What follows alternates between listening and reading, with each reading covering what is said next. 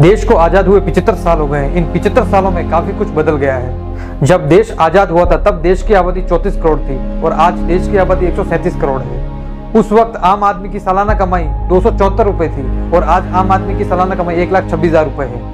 Health, education, खेती, किसानी और जीडीपी किन किन मामलों में देश बदला है, आज हम जानेंगे इस वीडियो में। नमस्कार दोस्तों, welcome to my YouTube channel जिसका नाम है सार्थक मान। तो चलिए शुरू करते हैं।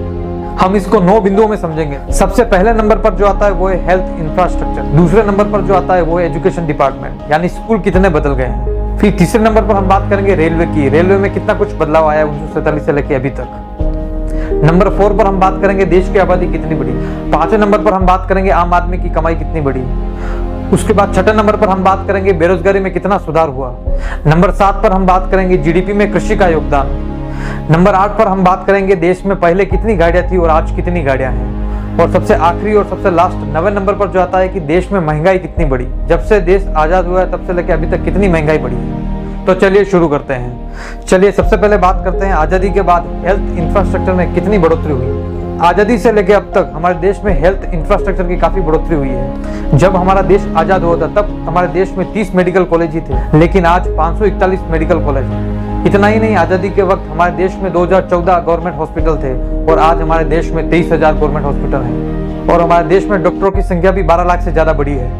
हालांकि अभी भी आजादी के लिहाज से डॉक्टरों की संख्या काफी कम है। अभी हमारे देश में 1313 पर एक डॉक्टर है, जबकि WHO के मुताबिक हर 1000 पर एक डॉक्टर होना चाहिए।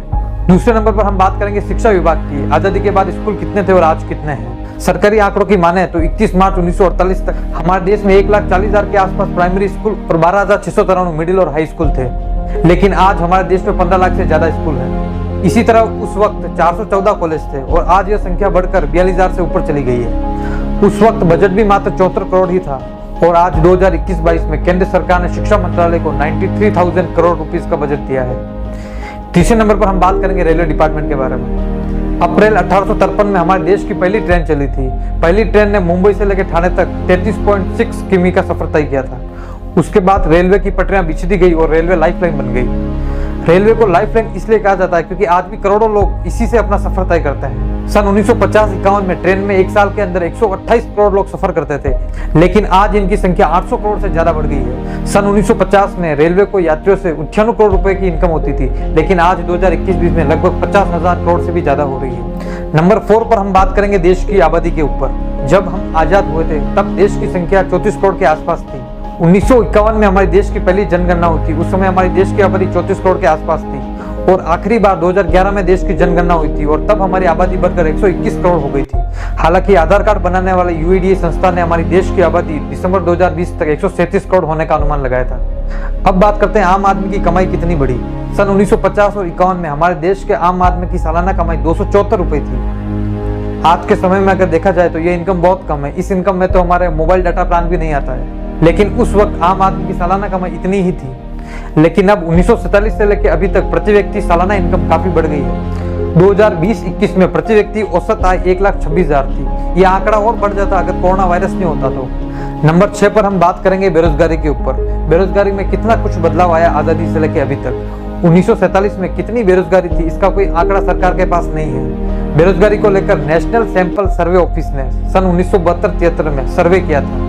उस सर्वे के मुताबिक उस समय देश में बेरोजगारी की दर 8.35% थी। सरकार की ओर से बेरोजगारी की दर को लेकर आंकड़ा 2018-19 का है। 2018-19 में हुए सर्वे के मुताबिक देश में बेरोजगारी दर 5.8% थी। हालांकि centre for monitoring Indian economy के आंकड़ों के मुताबिक जुलाई 2021 में देश में बेरोजगारी की दर 6.95% रही थी। 7वें नंबर पर हम बात करेंगे जीडीपी की। कृषि का कितना योगदान था जीडीपी के अंदर। भारत कृषि प्रधान देश है। आजादी के वक्त हमारे देश की बड़ी आबादी कृषि के ऊपर निर्भर थी। ऐसा अनुमान है कि 80% से ज्यादा आबादी की आजीविका खेती से चलती थी। इतना ही नहीं, उस समय कृषि का योगदान देश की जीडीपी में लगभग आधा हुआ करता था। योजना आयोग के मुताबिक सन 1954-55 में कृषि का जीडीपी में योगदान 46% था, जो 2020-21 में घटकर मात्र 20% रह गया। 8वें नंबर पर हम बात करेंगे कि देश में आजादी के वक्त कितनी गाड़ियां थी और आज कितनी गाड़ियां हैं। मार्च 2020 में देश में गाड़ियों की संख्या 30 करोड़ हो चुकी है।